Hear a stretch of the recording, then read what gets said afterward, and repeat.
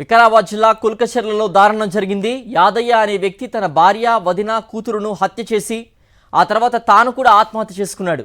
మరో కుమార్తెను చంపే ప్రయత్నం చేయగా ఆమె ప్రాణాపాయం నుంచి తప్పించుకుంది. మృతులను అలివేలు, హనుమమ్మ, శ్రావణిగా గుర్తించారు. ఘటనా స్థలానికి చేరుకున్న పోలీసులు దర్యాప్తు చేస్తున్నారు.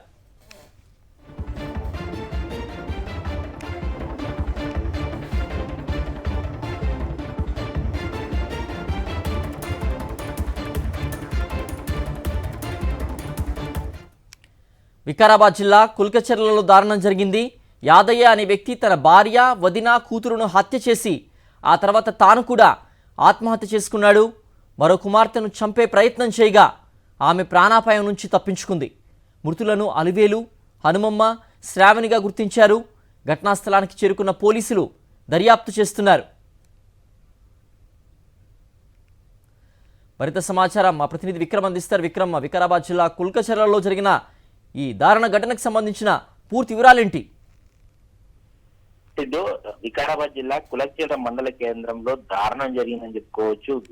భార్య, వదిన, కూతురును కొడవలితో గొంతు కోసి దారుణంగా హత్య చేశాడు యాదయ్య అనే వ్యక్తి. మనం చూసుకోవచ్చు, కులచేర మండల కేంద్రానికి సంబంధించిన యాదయ్య వ్యవసాయ పనులు చేసుకుంటూ జీవనం సాగిస్తున్నాడు. కుటుంబ కలహాల కారణంగానే తన భార్యను, వదినను, మరో కూతురుని కొడవలితో గొంతు కోసి హత్య చేసినట్లు చెప్తున్నారు. తాను ఆ తర్వాత ఉరి వేసుకుని ఆత్మహత్య చేసుకోవడం జరిగింది.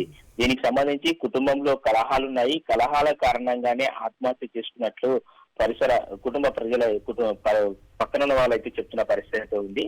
అయితే దీనికి సంబంధించిన కారణాలు అయితే పూర్తి కారణాలు అయితే ఇంకా తెలియాల్సి ఉంది. ఇంకో కూతురుని కూడా చంపే ప్రయత్నం చేస్తే ఆ చిన్న కూతురు తప్పించుకుంది. దీంతో ఆ ప్రాణాలతో బయటపడిందని చెప్పుకోవచ్చు. తప్పించుకొని బయటికి వెళ్ళిపోవడంతో ఆ చిన్న కూతురు తప్పించుకుంది. ఆ తర్వాత చూసుకోవచ్చు, మొత్తం రక్తపు మడుగులో ఆ ఇల్లంతా కూడా రక్తమయమైపోయింది. వదినను, భార్యను, పెద్ద కూతురును, ముగ్గురిని కూడా గొంతు కోసి దారుణంగా హత్య చేశాడు. మొత్తం ఇల్లంతా కూడా రక్తమయమైంది. చిందర వందరగా సామానంతా కూడా పడి ఉన్న పరిస్థితి అయితే ఉంది. ఎందుకోసం హత్య చేశాడు? కుటుంబ కలహాలైనా మరేదైనా కారణాలు ఉన్నాయా అన్నది ఇంకా పూర్తి స్థాయిలో తెలియాల్సి ఉంది. అతను మాత్రం ఉరి వేసుకొని మరో గదిలో ఆత్మహత్య చేసుకోవడం జరిగింది. వారి ఇద్దరి మధ్య, వదిన, భార్య, వీళ్ళిద్దరి మధ్య కొంత గొడవలు కారణంగానే అతను వారిద్దరిని చంపి తాను ఆత్మహత్య చేసుకున్నట్లు కూడా చెప్తున్న పరిస్థితి ఉంది.